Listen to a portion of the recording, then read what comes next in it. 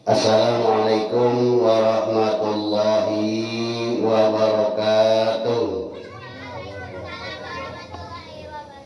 Alhamdulillahirabbil alamin, wassalatu wassalamu ala asrofil anbiya'i wal mursalin sayyidina wa maulana Muhammadin wa ala alihi wa sahbihi ajma'in, amma ba'du. Radina billahi rabba wa bil islami dina wa bi muhammadin nabiyya wa rasula. Rabbi jidna ilma warzuqna fahma. Rabbi sahri sadri wa yassir li amri wa hlul 'uqdatam min lisani yafqahu qawli bi rahmatika ya arhamar rahimin. Puji serta syukur kehadirat Allah Subhanahu wa taala, yang mana senantiasa Allah memberikan nikmat yang sangat besar kepada kita, terutama nikmat panjang umur, nikmat sehat walafiat, dan nikmat iman dan Islam. Mudah-mudahan malam hari ini sepulangnya kita dari majelis ini, Allah mengampuni segala dosa-dosa kita, amin ya rabbal alamin. Selawat serta salam mudah-mudahan dicurah limpahkan kepada junjungan alam Nabi besar kita Muhammad sallallahu alaihi wasallam beserta keluarganya dan sahabatnya, dan kita semua sebagai pengikutnya. Mudah-mudahan nanti di yaumil kiamah, di padang mahsyar yang sangat dahsyatnya nanti, kita mudah-mudahan mendapat syafaatul ujbah dari Nabi kita Muhammad sallallahu alaihi wasallam. Jamaah yang saya hormati dan yang dimuliakan oleh Allah Subhanahu wa taala, alhamdulillah kita tidak terasa rasaan baru kemarin malam Rebo ya. Ternyata udah sampai lagi umur kita semalam Rebo. Malam Rebo besok masih ada enggak umur kita. Tidak bisa menjamin manusia satupun bisa besok masih hidup. Makanya termasuk orang yang hubu dunia, yang selalu kerja dunia, dan orang yang selalu mengumpulkan dunia, itu termasuk orang yang rugi dan orang yang tidak takut kepada mati atau tidak ingat kepada mati. Jamaah sekalian yang saya hormati dan yang dimuliakan oleh Allah Subhanahu wa taala, malam ini saya masih buka kitab Mutahharul Hadis. Bahwasanya hadis yang keempat, keutamaan, yaitu di sini, atau hadis yang ketiga, mencaci memerangi orang Islam. Hadis ini diriwayatkan dari Syekhan dari Ibnu Mas'ud. Rasulullah SAW dalam hadisnya, sibabul muslim fusukun wa qitaluhu kufrun. Memaki orang Islam atau kefasikan adalah suatu kefasikan. Maksudnya orang kafir memaki-maki orang Islam sama Islam, ngatain orang Islam, termasuk Islam yang fasik. Dan memerangi, atau di sini, dan memeranginya adalah kekafiran. Orang yang selalu benci kepada sesama Islam, itu termasuk orang yang fasik. Orang yang tidak tapi percaya kepada Allah tapi benci kepada sesama Islam, itu termasuk orang yang fasik. Atau memerangi jahat kepada kebaikan, misalnya ada lingkungan pengajian atau zikir termasuk dia benci, ngeresep, atau dibilangnya bid'ah. Maka di sini dikatakan orang yang selalu memerangi, yang menjelek-jelekan Islam sama Islam, termasuk orang yang fasik, disebut oleh Allah Subhanahu wa taala. Maka dari itu, darah dan kehormatan umat Islam itu terpelihara, dan barang siapa yang mengganggunya, dia akan berdosa besar. Hadis yang keempat, yaitu dari hadis riwayat Rafi'i. Di sini Rasulullah mengatakan dalam hadisnya, sa'iru fil talabil ilmi fal hadisu min sadiqin khairu minad dunya wa ma 'alaiha min jahabin wa fiddah. Kata Nabi, barang siap bersegeralah kamu pada mencari ilmu. Jadi manusia itu hidup disuruh bersegera, apa sih itu bergerak, bergegas-gegas. Apabila ada majlis ilmu, bergegas-gegaslah untuk mencari ilmu. Karena sebuah hadis dari orang-orang jujur lebih baik dari dunia. Jadi lebih baik daripada dunia dengan isinya. Orang yang menuntut ilmu, orang yang duduk di majlis taklim, itu pahalanya dilipat gandakan oleh Allah 3 kemuliaan. Itu diperbandingkan lebih baik daripada dunia dan emas, lebih baik daripada emas dan perak yang ada di atasnya. Maksudnya manusia disuruh bersegera mencari ilmu, apalagi kita memang belum tahu ilmunya. Tentang sholat kita belum tahu ilmunya, tentang ilmu-ilmu yang lain kita belum tahu ilmu. Kita disuruh menuntut ilmunya Allah, yaitu ilmu agama terutama yang wajib. Kalau ilmu dunia bagaimana? Ilmu dunia mah buat pengiring kita, jangan sampai kita termasuk orang yang bodoh sampai dibodoh-bodohin oleh manusia. Itu ilmu dunia seperti sekolah negeri atau apa. Jadi ilmu akhirat mah itu lebih bagus dan lebih penting untuk dunia dan akhirat. Kalau ilmu agama mah, jadi sini lebih berharga daripada dari dunia dan isinya, atau berharga dari emas dan perak. Yang dimaksud hadis itu sangat berharga sekali jika datangnya dari orang yang jujur. Di sini dalam mutaruh hadis ini Allah Subhanahu wa taala di sini firman atau hadis riwayat dari riwayat Syaikhan di sini bahwanya ada 7 macam orang yang Allah Subhanahu wa taala tidak berjanji akan melindunginya. Tuh. Allah Subhanahu wa taala telah berjanji akan melindunginya, mereka di bawah lindungannya di masa yang tidak ada perlindungan kecuali dari perlindungan Allah. Jadi ada 7 macam manusia telah dilindungi oleh Allah Subhanahu wa taala di mana? Di waktu padang mahsyar yang tidak ada perlindungan selain dari perlindungan Allah. Pada masa kapan sih? Setelah kiamat nanti dibangkitkan manusia, seluruh manusia dari mulai manusia tahun 1 sampai tahun terakhir itu dibangkitkan, yaitu untuk menuju mizan, menuju timbangan atau menuju yaitu dihisab oleh Allah Subhanahu wa taala. Tidak ada hari selain itu yang sangat dahsyatnya dan yang sangat sengsara manusia apabila dia banyak berdosa. Maka di sini kata Nabi 7 macam orang yang Allah Subhanahu wa taala telah menjanji akan melindunginya, mereka di bawah lindungannya di masa yang tidak ada perlindungan kecuali dari perlindungan Allah Subhanahu wa taala. Yang pertama yang akan dilindungi oleh Allah nanti di hari kiamat di padang mahsyar yaitu imam yang adil. Imam yang adil seharusnya raja atau pemimpin atau presiden atau gubernur atau pemimpin yang adil kepada masyarakatnya, tidak memikirkan dunia atau dirinya sendiri.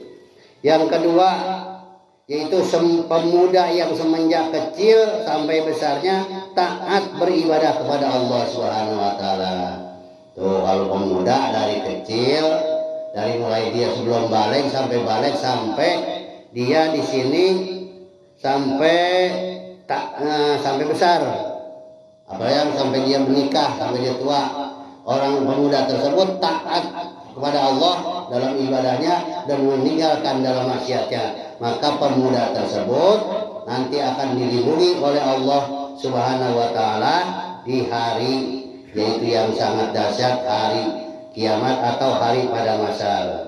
Yang ketiga mendapat perlindungan dari Allah nanti seorang yang hatinya tergantung pada masjid, apabila dia keluar daripadanya masjid hingga ia kembali kepada masjid. Apa artinya nih? Maksudnya begini, habis sholat subuh mau berangkat, udah mikirin johor. Ntar mau johor di mana ya saya? Bayangin jamaahnya di mana ya? Itu jadi di sini nanti yang ketiga seorang hatinya yang dilindungi oleh Allah di padang mahsyar, orang yang selalu ingat kepada Allah, sholatnya selalu di masjid. Misalnya keluar nih, habis sholat subuh berangkat jam 5:30 atau jam 6 atau jam 7. Nah udah siap-siap tuh pakaian bersih, nanti udah niat nih, nanti sholat johornya berjamaah di mana ya, udah tergantung tuh. Kalau tergantung udah kepada masjid. Jangan selalu sholat itu di rumah dipikirin, apalagi habis subuh di rumah, johor di rumah, asar di rumah, maghrib di rumah, kecuali emang sakit dah kayak pada tendang nih. Kalau sehat mah seger bugar mah, kalau laki mah pemimpin mah yaitu kita laki nih emang diwajibkan kita ini sholat berjamaah, bukan sholat di rumah. Sholat yang wajib kita ini berjamaah yaitu di masjid, bukannya di rumah. Di rumah mah buat perempuan. Oh kok ada perempuan yang sholatnya di masjid? Oh boleh. Kenapa? Kalau dia yang penting niatnya beribadah. Tapi afdol yang lebih paling afdol perempuan mah sholatnya di rumah, yang tertutup, yang tidak terlihat oleh siapapun, itu yang lebih afdol. Makanya kata Nabi, seorang yang hatinya tergantung pada masjid, apabila dia keluar udah memikirin ntar sholat berbayang di masjid mana ya, udah mikirin. Dan di sini hingga ia kembali kepadanya. Dan yang keempat, yang akan dapat perlindungan dari Allah Subhanahu wa taala di padang mahsyar, yaitu dua orang berkasih sayang karena Allah. Dia berteman benar-benar karena Allah, selalu saling sehat menasihatin. Kalau teman yang baik itu, teman yang bager itu, teman yang baik itu yang selalu nasihatin kita dalam kebaikan. Bukan teman yang baik itu ngasih duit kita, tiap hari kita diajak wasiat. Nanti kita ke Solo jalan-jalan ke ke tempat Jablay misalnya. Ntar tenang itu mau kita bayarin. Di rumah nggak bu ini ente kita kasih duit.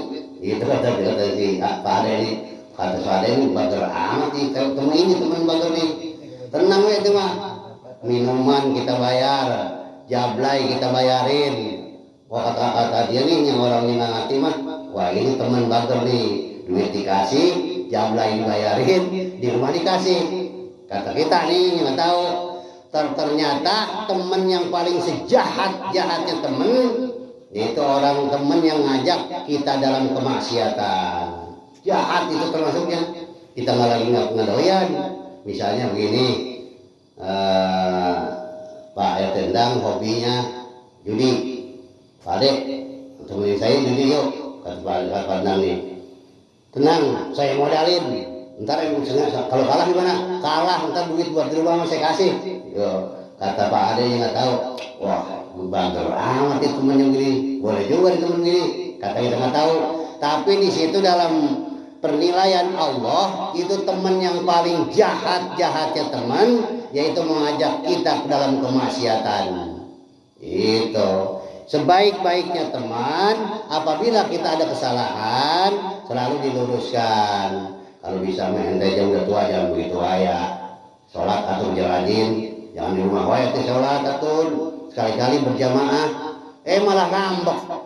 Lu kalau yang di jamaah udah bener, misalnya gitu ya. Kagak begitu.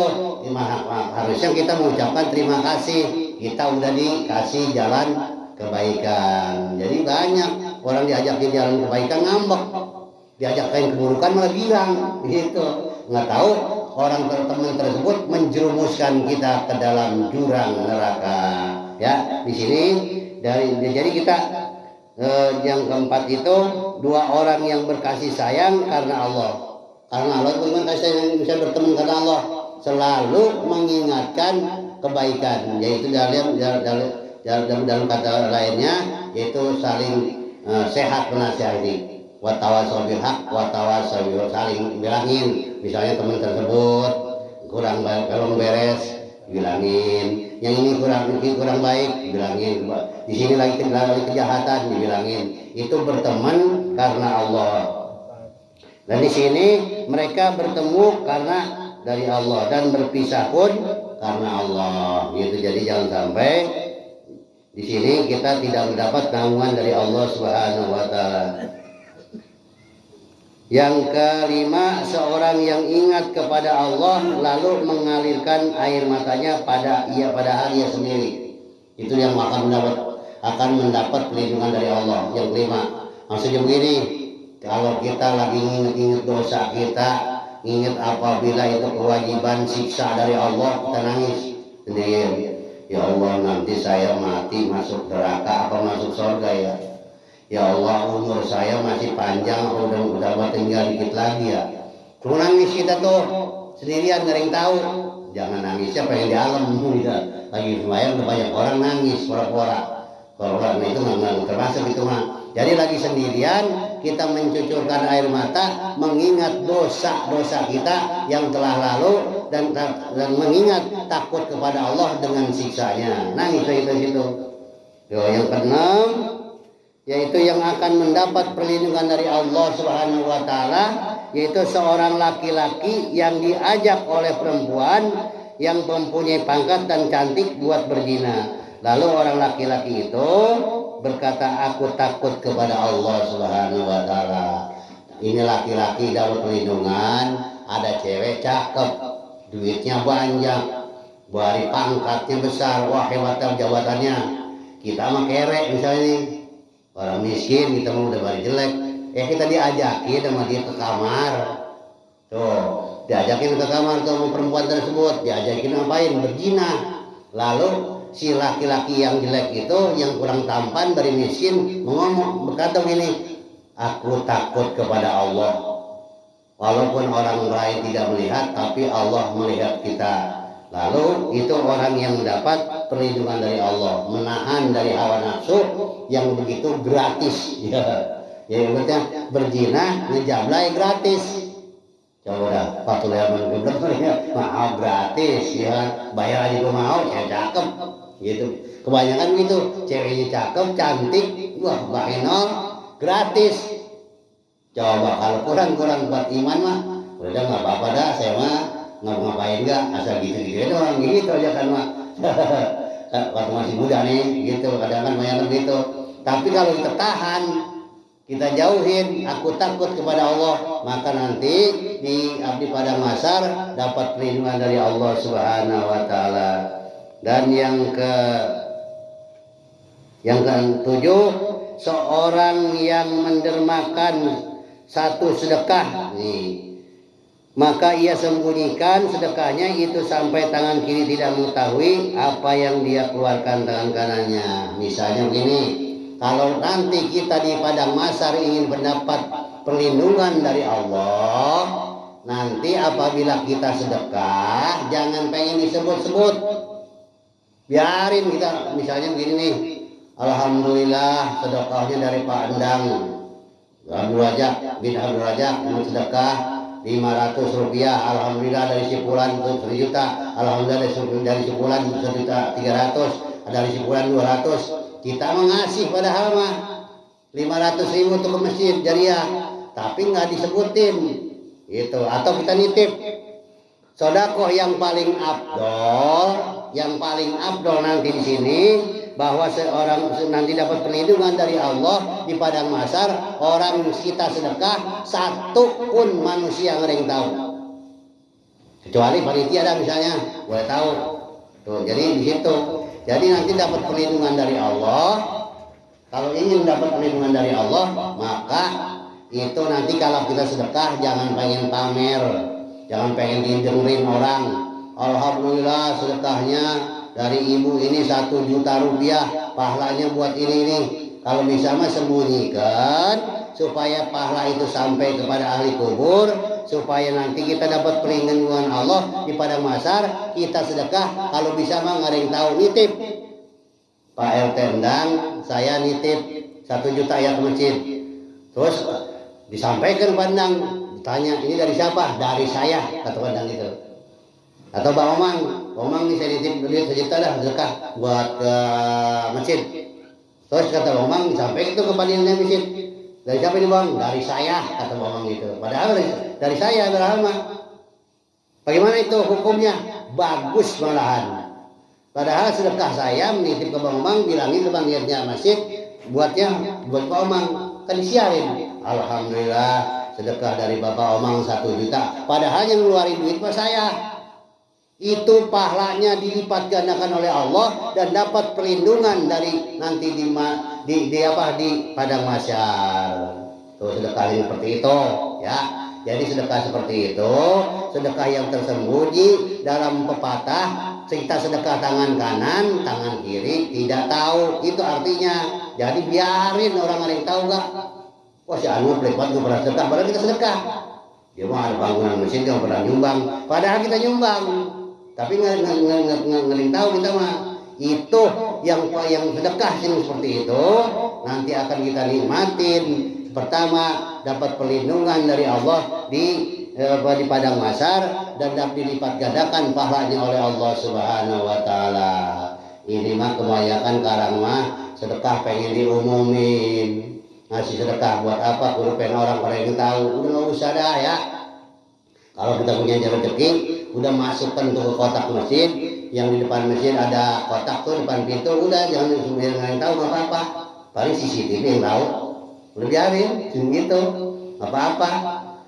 Yang penting sejuta kayak 500, 100.000, 10.000, 5.000 kayak udah masukkan truk. Kalau bisa untuk maling tahu, supaya itu yang katakan pepatah, sedekah yang akan diterima oleh Allah Subhanahu wa taala yaitu tangan kanan memberi, tangan kiri tidak tahu. Apa artinya? Kita sedekah cuma Allah dan kita yang tahu. Beres. Itu. Jadi jangan pengen dengar orang. Kalau sedekah mah ya, setiap ibadah niatkan kepada Allah.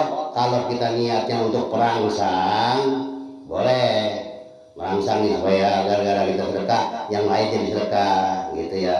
Jadi boleh, itu boleh buat perangsang untuk menarik orang untuk supaya dia jadi biar ada tarik. Mudah-mudahan dengan gara-garanya kita sedekah nanti yang lain pada ngikutin. Contohnya alhamdulillah ini saya ada niat. Kemarin ada yang sedekah ubin, ya ubin ini keramik. Alhamdulillah tuh dari sedekah 17 meter. Kita doain mudah-mudahan pahalanya pertama mudah-mudahan disampaikan kepada almarhum kedua orang tuanya, dan yang kedua ini orang yang sedekah keramik ini lagi sakit, orang yang kurang sehat.